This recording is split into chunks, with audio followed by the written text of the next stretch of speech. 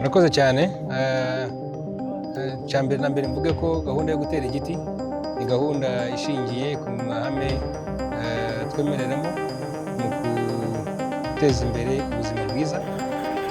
Gutera igiti burya ni uguha ubuzima abantu.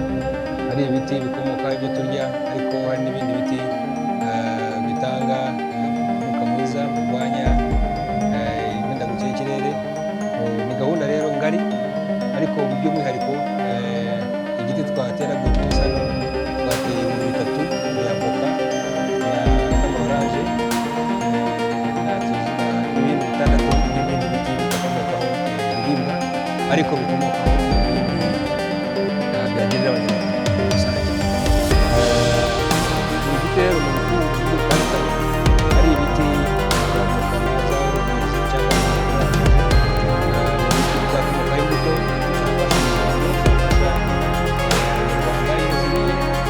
ariko usanga amasoko yabo i Kigali, ariko by'umwihariko hano muri uruganda tugiye gutunganya umusaruro dukuramo avocado oil. Oil yakoreshwa mu guteka, yakungahaye cyangwa no gukoreshwa mu zindi turifuza rero ko abaturage b'akarere ka Gisagara na buri twateye uyu munsi bazazeza zikera, bazaba bagemurira uruganda rukaha amafaranga y'ibintu. Igihingwa cya avoka rero gikora kuri ibintu byinshi cyane, kandi ko cyo umusaruro imyaka myinshi utagombye kugitera. Rero urwego rw'ubukungu bwiza ushobora guteza imbere imiryango cyane cyane muri akarere ka Gisagara, ushobora kwikenura ni gahunda ngari rero yose zonyine imwe inshuro nyinshi zo kubikora, kandi byaruguru Gisagara mu Burasirazuba, Amajyepfo n'ahandi n'ahandi. Inshingano twihaye nyinshi cyane zishoboka, uburyo umusanzu wacu abana tukaza kubisubizaho ibishingiye ku gihugu cyacu. Ibintu byuzuzanya rero twari muri gahunda yo gufatanya na koperative n'ibimina mu turere 3 ka Huye, Gisagara na Nyamagabe, kugira ngo tubakangurire ibyo bakeneye kumenya kugira ngo bajye mu rwego rw'imari bashobore gukoresha serivisi z'ibigo by'imari. Tweho muri Equity ni ibintu byose dushishikariza abanyamuryango bacu bose, cyane cyane ko byoroshye, inzitizi zose twazikuye, ariko biranashoboka no ku zindi banki byakora gute kwicara, si ibintu bigoye, kandi mu by'ukuri na banki nazo zishingwa abazishinga kugira ngo bikanateza imbere umuturage n'umuturage kw'abana. Iyo umuturage ateye imbere agakomeza serivisi z'imari, kwishyura n'ibindi, bituma buriya na banki nayo igira umusaruro mwiza kurushaho. Ni ibintu rero dushyize imbere kugira ngo dukangurire abanyarwanda muri rusange, ndetse no kubakangurira kubaka uburyo bwiza no kubahugurira uburyo bakwiye koza amafaranga yo kwizigamira, uburyo bwo gushora neza, uburyo bwo kudatesagura, uburyo bwo kugira ngo hazazemo ngerageza kuzigama uyu munsi ngire gake nsarura ngira ko nzigamaho, ariko ninakenera no kugira ngo ugere n'iguriza abone. Cyane cyane ko twaraberekaga na gahunda y'ikoranabuhanga iyo turimo gukorana na koperative zimwe n'ibimina bimwe muri aka karere ka Huye. Deja ni ibintu bimaze no kubagirira inyungu ifatika igaragara. Icyo twifuza ni uko twabigira binini bikajya kuri munyarwanda wese. So ndumva ari ibintu byashoboka, n'andi mabanki yabikora n'ibindi bigo by'imari yabikora. Ni ibintu rwose, kandi tubikoze abanyarwanda bose bagatera imbere icyarimwe, bakagera bakora nk'uko babivuga ngo gukirigita ku ifaranga, bakarigita bose buri munsi, ubwo hehe n'ubukene, hehe n'ubuzima bubi.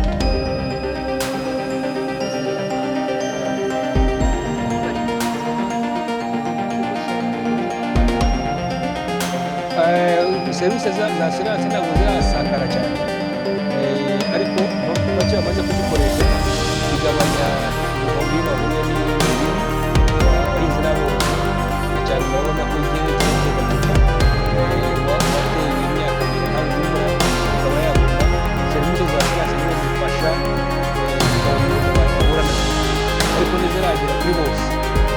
Icyiza uko tubikangurira n'abayobozi ba siranse ni uko byagera kuri buri wese mu buryo byaturuka ku kirere gutwara neza ko byari bikwiye, bikaba byagabanuka bityo umuhinzi ntahuye n'izindi mbogamizi bigatuma yongera agashora cyangwa n'umworozi yongera agashora.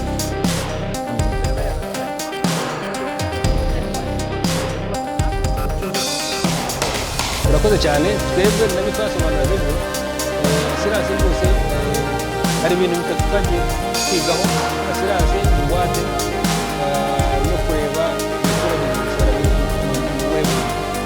Niba ari umuhinzi n'umworozi nashora uyu munsi asarura muri iki uburyo na poroduwi tubaha bijyana n'ibyo worora inkwavu, umworozi w'inka cyangwa n'ihene ntabwo yasarura. Kugira ngo tubyumvikaneho rero ibibazo bibiri byari ingwate, ubona siranse ingwate, ariko n'ubumenyi kumenya ngo ashoranya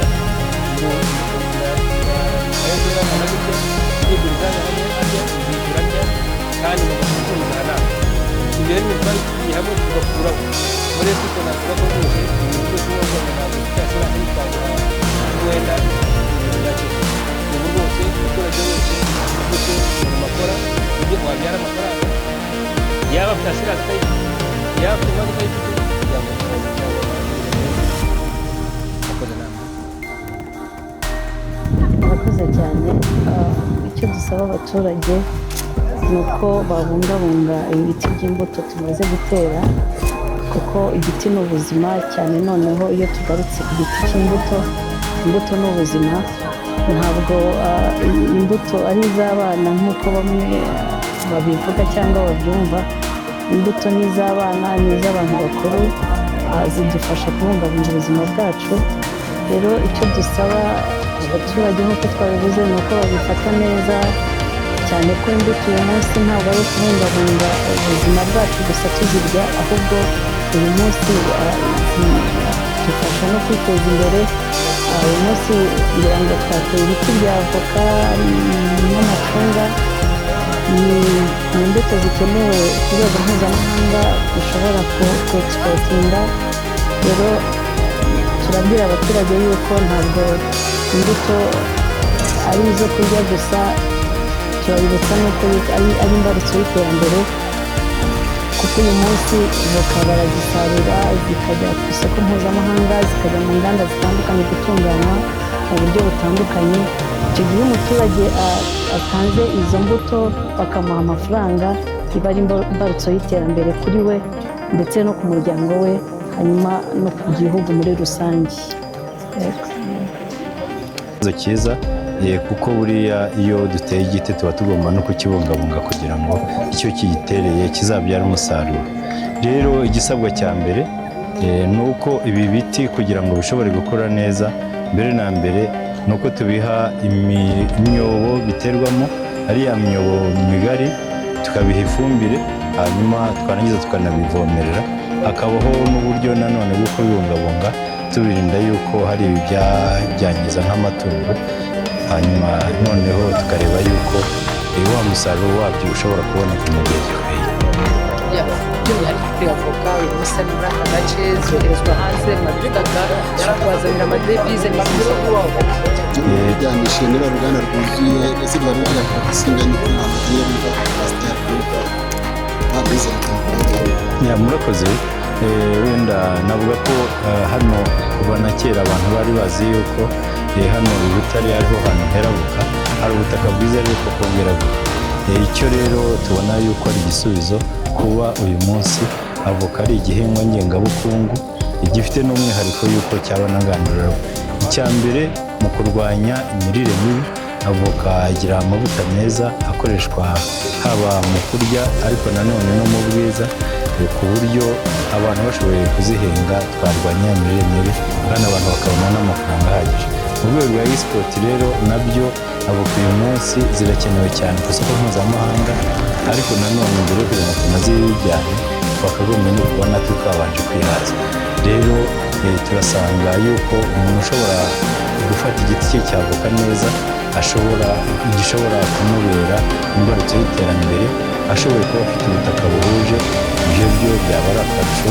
Noneho tukaba tureba rero n'inganda ziriho zigenda zivuka, nko mu cyanya cy'inganda cya Huye kiri hari isoko, hari uruganda ruriho ruhuzura ariko ntabwo ruratangira gukora, rukazaba igisubizo kuko n'uzazitera tuzaba twizeye yuko atazabura isoko. Ikindi cya kabiri tukaba dusaba yuko n'umuturage uhinga atazajya yemera guhenda, yumve yuko avoka ishakwa hirya no hino, aho bagirana amasezerano na wa wundi bazakorana. Icyo nicyo twumva yuko yahinga yizeye isoko, noneho ahubwo tukabikundisha n'abato ku buryo bwa butaka bwose bwapfa gusa. Dushobora gushyiramo ibi biti tubona by'imbuto, bishobora kuba byabyara umusaruro ku buryo kiba igiti cy'umurimbo, kikaba igiti kiribwa kandi nanone kikaba cyakemura ibibazo byo kuba ari kuzana, niba ari ufata carbone, hari nanone ndavuga mu rwego rwa carbon market, hari nanone mu rwego rwo kurwanya isuri, kuko bino biti aho biteye iriya mizi bituma isuri idashobora gutwara ubutaka kuko byiboneye. Numva rero ubuhinzi bwa avoka turamutse tubuteje imbere, uwo ari wese akavuga ngo ndashaka avoka ngazitera i Huye n'ahandi igihugu cyacu twabona amafaranga ahagije, yaba hano mu gihugu n'ibindi bizi dushingiye kuri iki gihingwa cya avoka.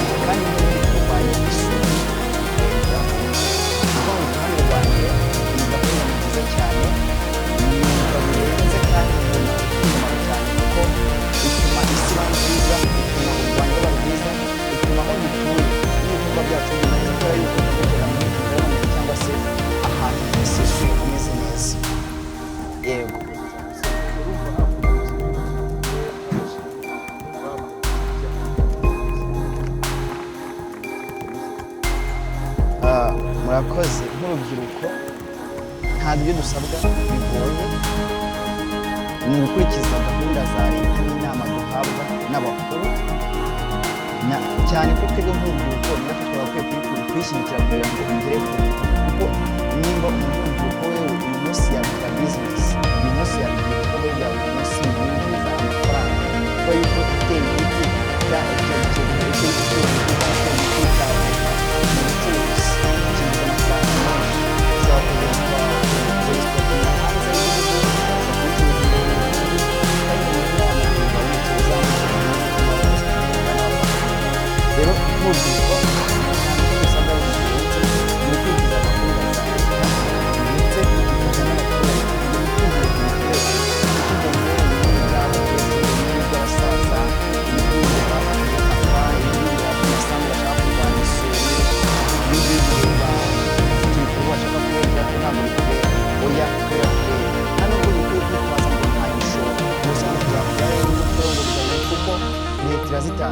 leta irazitanga, iyo ufite aho kuzihinga ntabwo wabura imbuto.